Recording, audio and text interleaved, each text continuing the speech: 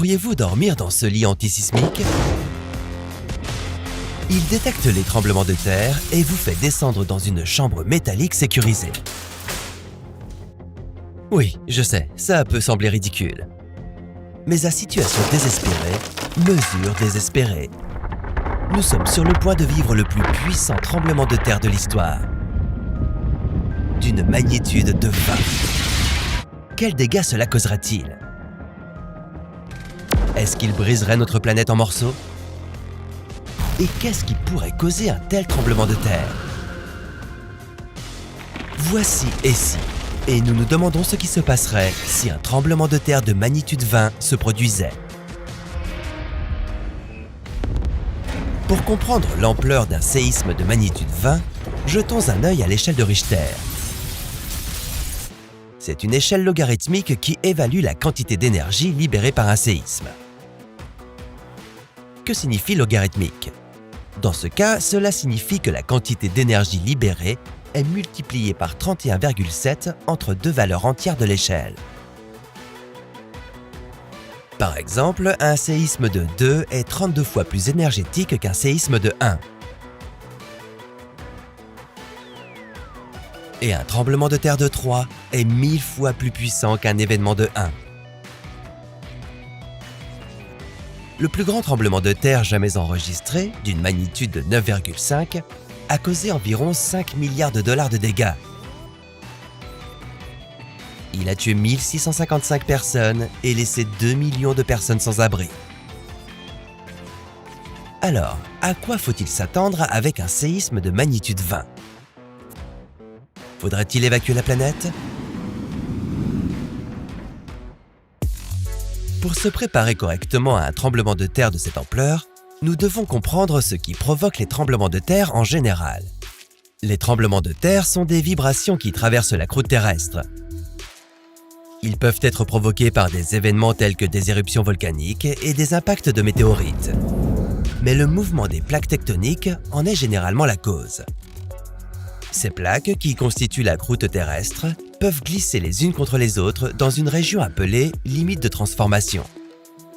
Lorsque les plaques se déplacent dans des directions différentes, elles peuvent provoquer une rupture de la croûte terrestre appelée ligne de faille. C'est là que se produisent la plupart des tremblements de terre. Les plaques créent des frottements lorsqu'elles se poussent l'une contre l'autre.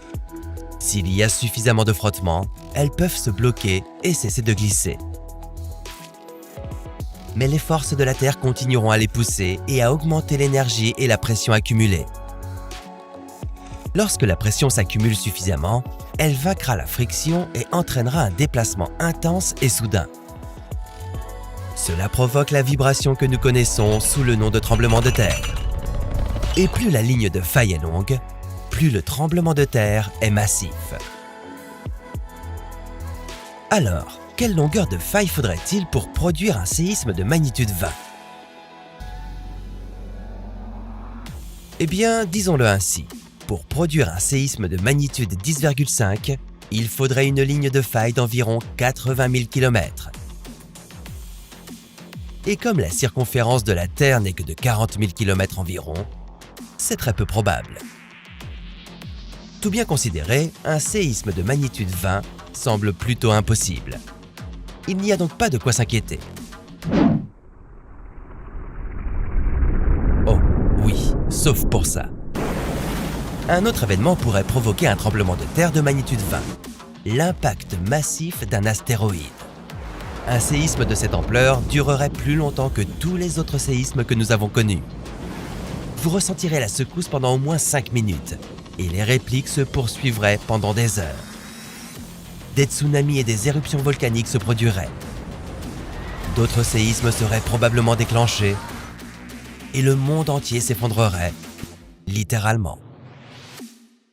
Pour que la puissance de ce séisme détruise la planète, faudrait qu'il surmonte ce que l'on appelle l'énergie de liaison gravitationnelle, qui décrit la valeur minimale dont un objet sphérique et uniforme a besoin pour rester uni sous l'influence de la gravité. Nous n'entrerons pas dans les valeurs spécifiques ici, car nous ne voulons pas compliquer les choses. En bref, nous sommes foutus.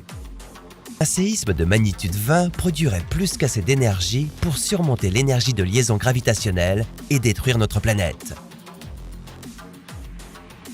Mais la bonne nouvelle est que nous verrions probablement l'astéroïde massif arriver. Et nous aurions le temps de nous préparer aux conséquences.